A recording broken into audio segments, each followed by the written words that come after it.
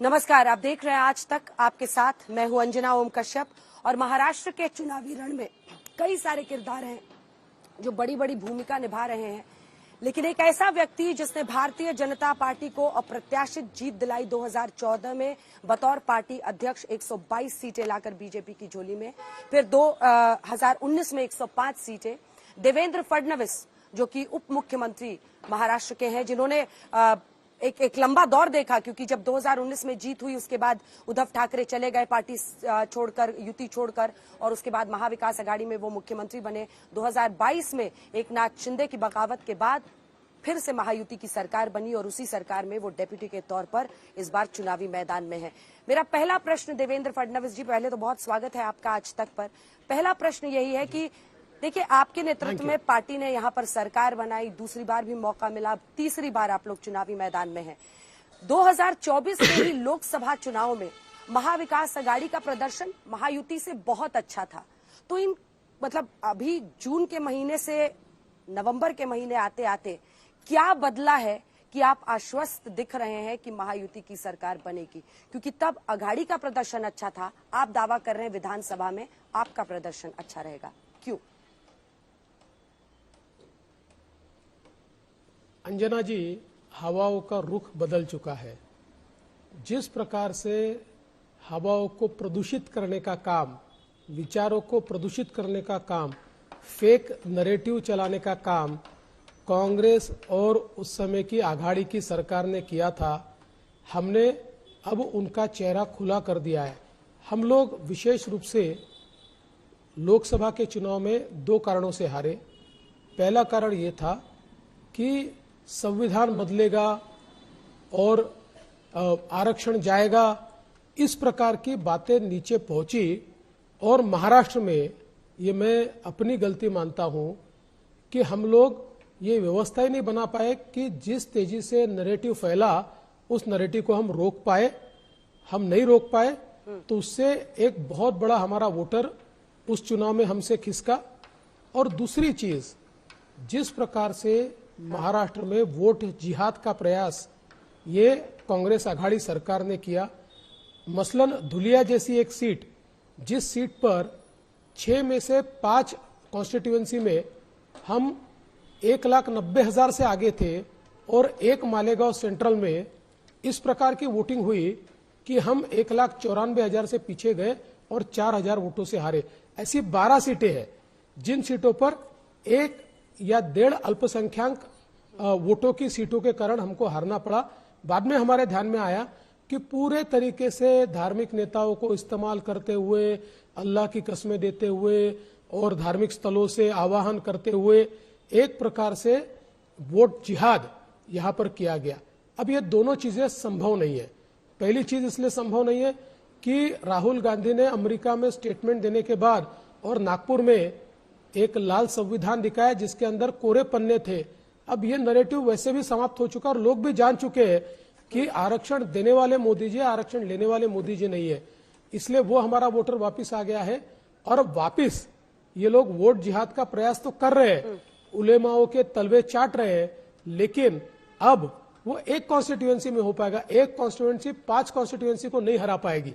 इसलिए अब, और दूसरा इसके कारण बाकी लोग भी जाग रहे हैं, क्योंकि कभी भी आप अगर किसी एक कम्युनिटी का अपीजमेंट करेंगे तो नेचुरली दूसरी कम्युनिटी को ये लगता है कि हम क्या सेकंड क्लास सिटीजन है। इसलिए मुझे ये लगता है कि अब हवाओं ने रुख बदला है।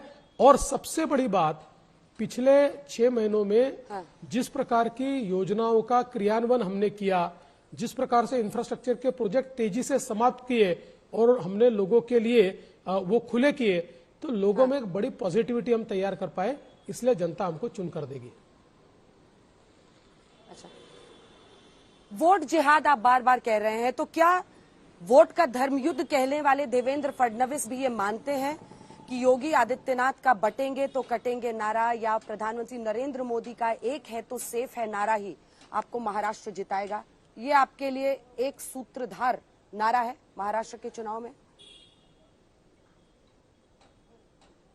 देखिए, महाराष्ट्र तो हम जीतेंगे हमारे काम के आधार पर, हमारी स्कीम्स के आधार पर, और मोदी जी ने जिस प्रकार से महाराष्ट्र को मदद की है, जिस प्रकार से महाराष्ट्र को योजनाएं दी है, उसके कारण हम महाराष्ट्र जीतेंगे। लेकिन हाँ, जब सामने से समाजों को बांटने की कोशिश चल रही है, हमारे सारे समाज छोटी छोटी जातियों में बंट जाए, इस प्रकार का प्रयास चल रहा है, ऐसे समय योगी जी ने जो कहा बटेंगे तो कटेंगे, ये तो भारत का इतिहास है। भारत जब भी भाषाओं में बटा है, प्रांतों में बटा है, जब भी भारत जातियों में बटा है, तब तब भारत गुलामी में गया है। जातियों में बटने के कारण ही हम गुलामी में गए। तो जब गुलामी में गए तो हम लोग कटे भी है, भारत भी कटा और भारत की जनता भी कटी है। इसलिए बटेंगे तो कटेंगे, ये बात जो कही है ये तो सही है, लेकिन उससे ज्यादा मैं ये मानता हूं कि जो मंत्र मोदी जी ने दिया है, एक है तो सेफ है, ये मंत्र बहुत महत्वपूर्ण मंत्र है। कांग्रेस की जो नीतियां है, जिन नीतियों के तहत समाज को वो तोड़ना चाहती है, उसके खिलाफ मोदी जी का मंत्र है एक है तो सेफ है। और निश्चित रूप से महाराष्ट्र की जनता इस मंत्र को अमल में लाएगी। तो फडणवीस साहब, ये आप अजीत पवार को क्यों नहीं समझा पा रहे? वो तो कह रहे कि ये मंत्र महाराष्ट्र में नहीं चलेगा। आप पंकजा मुंडे को क्यों नहीं समझा पा रहे? अशोक चव्हाण को क्यों नहीं समझा पा रहे? देखिए, मैं बहुत साफ शब्दों में कहता हूं, अजीत पवार जी और अशोक चव्हाण जी ये एक अलग विचारों से आए हुए हैं। तो अभी भी कई बार मुझे ऐसा लगता है कि जिन विचारों से वो आए, उन विचारों ने जो एक सूडो सेक्युलरिज्म उनके दिमाग में डाला हुआ है, कभी कभी वो उभर कर बाहर आता है। क्योंकि जब बटेंगे तो कटेंगे ये योगी जी कहते हैं, तो इसका अर्थ वो समझ नहीं पा रहे। तो हम समझाएंगे उनको, आप चिंता मत कीजिए, जरूर समझाएंगे। और मुझे लगता है, मैंने पंकजा जी से बात की, पंकजा जी ने ये कहा कि हम लोग तो विकास के भरोसे जीत रहे। जब उनको पूछा गया कि आप इसके भरोसे जीत रहे हैं, तो उन्होंने कहा नहीं ना, हम तो विकास के भरोसे जीत रहे हैं। तो उनके मन में कोई शंका नहीं है। अच्छा, ये बताइए कि छत्रपति संभाजी नगर का नाम रखना और ऐसे तमाम मुद्दे हैं, लेकिन उससे पहले मैं वापस अजीत पवार पर आना चाहती हूँ। फडणवीस साहब, देखिए, मामला लग रहा है कि आप लोगों का दो तरफ देख रहे हैं महायुति के दो नेता। अजीत पवार की ही पार्टी के टिकट पर नवाब मलिक हो, सना मलिक उनकी बेटी हो, वो टिकट देते हैं, बीजेपी मना करती है फिर भी टिकट देते हैं। ज़ेशान सिद्दीकी प्रधानमंत्री की रैली से दूर रहते हैं। क्या एक रिफ्ट है अजीत पवार के साथ, open rift? There is no rift. प्रधानमंत्री जी की सभाओं में हमने नेताओं को बांट लिया था। पहली सभा में मैं रहा, फिर एक सभा में सीएम साहब रहे, फिर एक सभा में अजीत दादा रहे, एक सभा में तटकरे जी रहे। तो इस प्रकार से हमने अलग अलग सभाओं में अलग अलग लोग जाएंगे तय किया था। इसमें कोई रिफ्ट नहीं है। हाँ, इस बात पर 100% रिफ्ट है कि नवाब मलिक का काम हम नहीं करेंगे। हमने स्पष्ट शब्दों में कहा था कि नवाब मलिक को टिकट मत दीजिए, फिर भी उन्होंने दिया, तो हमने वहां पर शिवसेना का फॉर्म भरा है। हम शिवसेना का काम करेंगे। अगला प्रश्न है कि देखिए, अजीत पवार ने एक और मुद्दे पर आपको एक इंटरव्यू में घेरा है सर। वो कह रहे हैं कि गौतम अडानी की मौजूदगी में पहली बार फडणवीस जी और मतलब आपकी और उनकी बात हुई थी। क्या ये बात सच है? देखिए, मैंने ये स्पष्ट रूप से कहा है कि बैठक निश्चित रूप से हुई। जिस बैठक में शरद पवार जी थे, अमित शाह जी थे, प्रफुल्ल पटेल जी थे, मैं था, अजीत दादा पवार थे, लेकिन इसमें कहीं पर भी गौतम अडानी नहीं थे।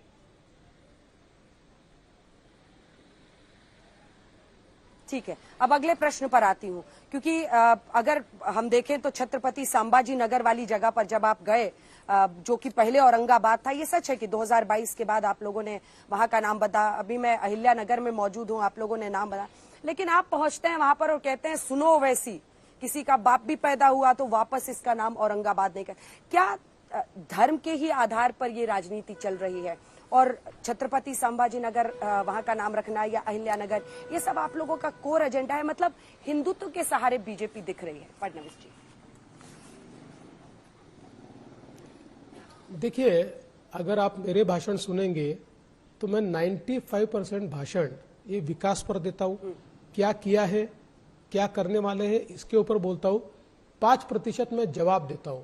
मैं संभाजीनगर जब पहुंचा तो उससे पहले ओवैसी जी की सभा वहां पर हुई थी और उस सभा में यह कहा गया कि ये कैसे छत्रपति संभाजीनगर है, कौन थे संभाजी, ये तो हमारे पुरखों ने बसाया हुआ है, ये तो हमारी जमीन है। तो मुझे उनको बताना पड़ा कौन है संभाजी।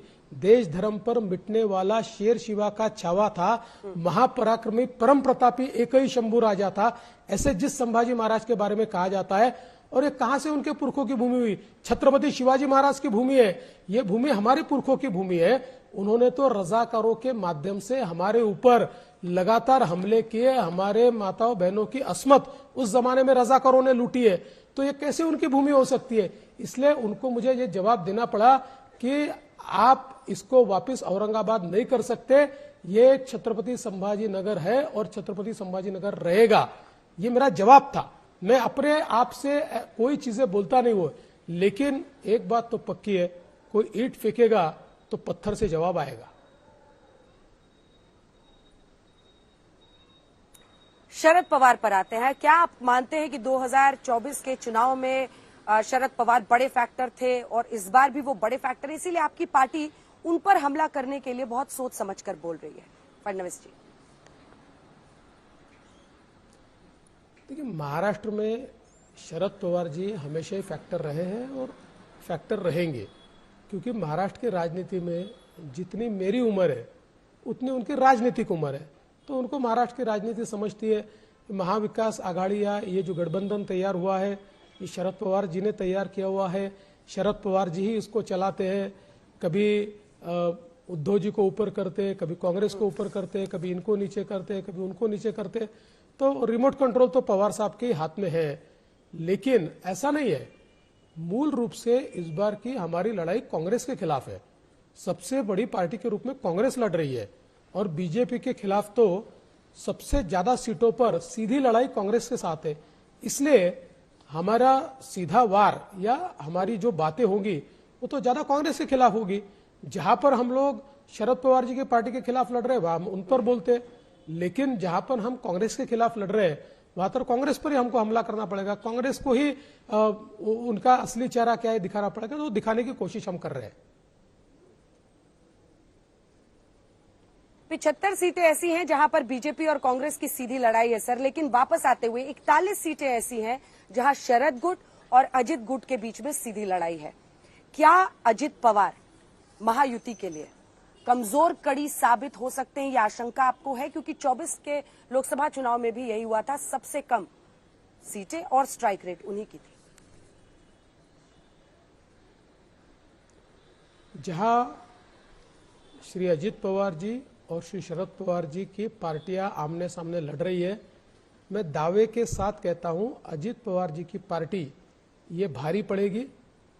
39 सीटों में 25 सीटों पर अजित पवार जी की पार्टी जीतेगी।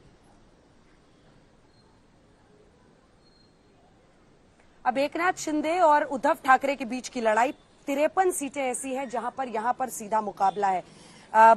यहां पर आपको लगता है, क्योंकि पिछली बार सीटें उद्धव ठाकरे की ज्यादा थी लोकसभा में, लेकिन स्ट्राइक रेट एकनाथ शिंदे का था, ये जो डायरेक्ट फाइट है सेना वर्सेस सेना की, उसमें असली कौन साबित होगा और क्यों? मुझे पूर्ण विश्वास है कि जो शिवसेना है, हिंदू हृदय सम्राट शिवसेना प्रमुख बाला साहब ठाकरे जी की शिवसेना, जिसके अब राष्ट्रीय अध्यक्ष ये एकनाथ शिंदे जी है, यही हावी रहेगी, क्योंकि उन्होंने लोकसभा में अपना बेस एस्टेब्लिश कर लिया। उन्होंने ये प्रूव कर दिया कि लोगों ने उनकी शिवसेना को बाला साहब ठाकरे की शिवसेना मान लिया है और लोगों ने वोट दिया है। और हमारा और शिवसेना का जो गठबंधन है, इसमें हमारा जो वोटर है वो बहुत इजीली शिवसेना को ट्रांसफर होता है, या उनका भी हमको होता है, क्योंकि लोगों को एक दूसरे को वोट देने की आदत है। इसलिए उन सभी सीटों पर बीजेपी और शिवसेना मिलाकर हम लोग एक बहुत फॉर्मिडेबल कॉम्बिनेशन है। कुछ सीटों पर एनसीपी की भी बहुत अच्छी मदद हमको मिल रही है।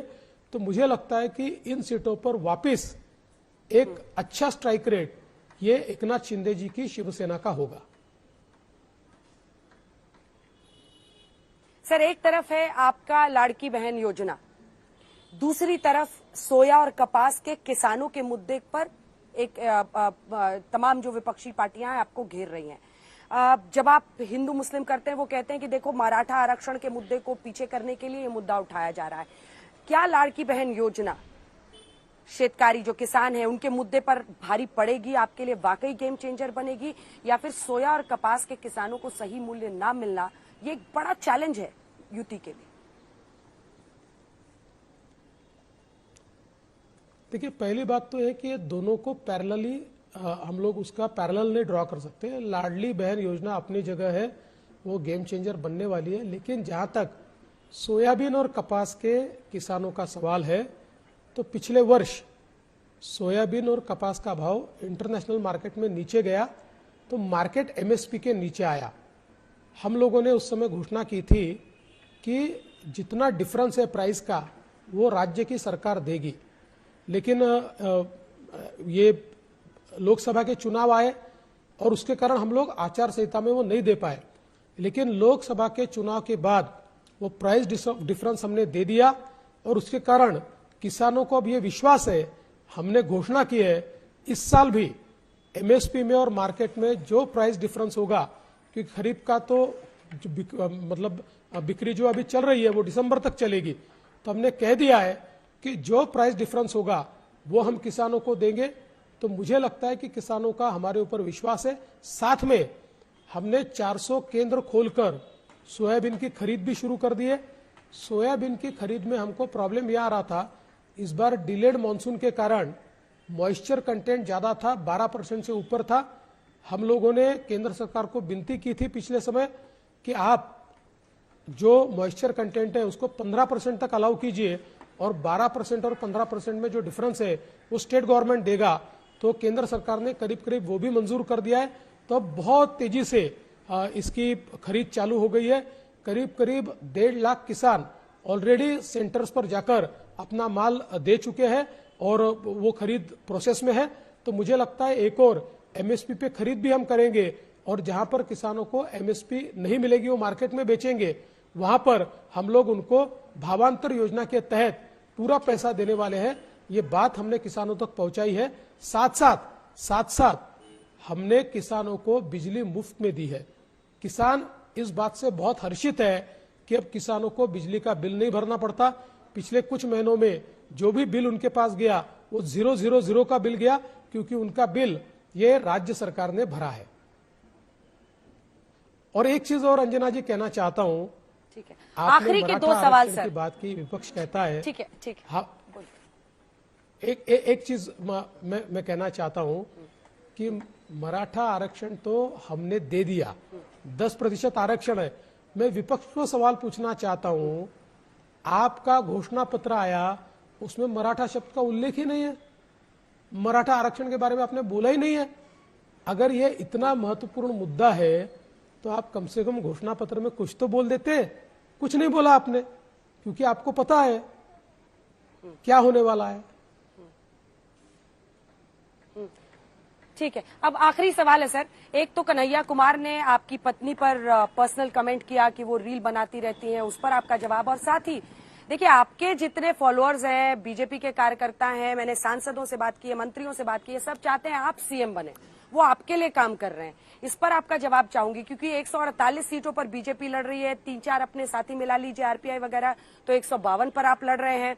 और कम से कम 19 ऐसे उम्मीदवार हैं जो बीजेपी के नेता हैं, लेकिन या तो वो शिंदे साहब की पार्टी से लड़ रहे हैं या अजित पवार के सिंबल पर लड़ रहे हैं। 27 बीजेपी के बागी हैं। तो लगभग ऐसा करते करते 190 से ज्यादा सीटों पर आपके लोग हैं। और आपकी पार्टी के नेता तो कहते हैं कि हमें फडणवीस साहब ही सीएम चाहिए। मैं कई लोगों के भी बीच में गई, वो आपको सीएम फिर से बनाना चाहते हैं। तो आपकी पत्नी पर जो हमला है और आपको सीएम बनाने का जो आपकी पार्टी के लोगों की राय है, उस पर आपका जवाब।